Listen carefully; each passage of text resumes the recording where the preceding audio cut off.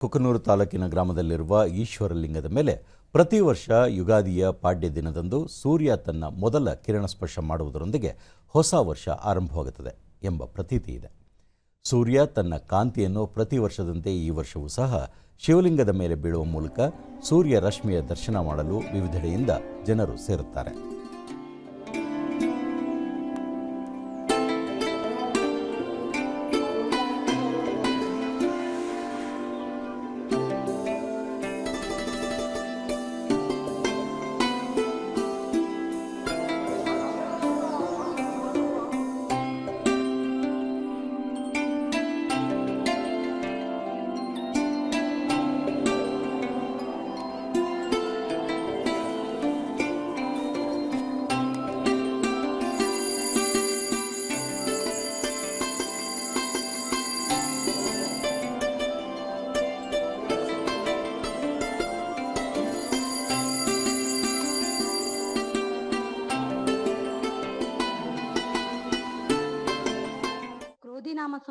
ದೂರದರ್ಶನದೊಂದಿಗೆ ವೀಣಾ ಕ್ರೋಧಿ ನಾಮ ಸಂವತ್ಸರ ಯುಗಾದಿ ಎಂದು ಇಟಗಿ ಮಹಾದೇವ ದೇವಾಲಯದಲ್ಲಿ ಸೂರ್ಯರಶ್ಮಿ ಚುಂಬಿಸುವ ಅದ್ಭುತ ದರ್ಶನವನ್ನು ನೋಡಲು ಕುಟುಂಬ ಸಮೇತ ಭೇಟಿ ನೀಡಿರುವುದಾಗಿ ತಿಳಿಸಿದರು.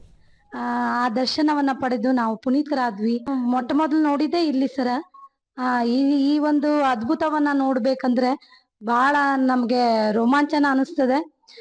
ಬಸವಣ್ಣನ ಒಂದು ಎರಡು ಕೊಂಬಿನ ನಡುವೆ ಸೂರ್ಯನ ರಶ್ಮಿ ಹಾದು ಹೋಗಿ ಆತನನ್ನ ಪ್ರವೇಶಿಸುವಂತಹ ಒಂದು ಅದ್ಭುತವನ್ನ ನೋಡ್ಲಿಕ್ಕೆ ಬಹಳ ವಿಸ್ಮಯ ಅಂತ ಅನಿಸ್ತದೆ. ಚೈತ್ರ ಮಾಸ. ಅಡವಿರಾಯ್ ದೇಸಾಯಿ ಪ್ರತಿ ವರ್ಷ ಸೂರ್ಯರಶ್ಮಿ ದೇವರ ಮೇಲೆ ಬೀಳುತ್ತದೆ. ಸೂರ್ಯರಶ್ಮಿಯ ದರ್ಶನ ಪಡೆಯುವುದರಿಂದ ಒಳ್ಳೆಯದಾಗುತ್ತದೆ ಎಂಬ ಪ್ರತೀತಿ ಇದೆ ಎಂದು ತಿಳಿಸಿದರು. ಪ್ರತೀತಿ ಇದೆ.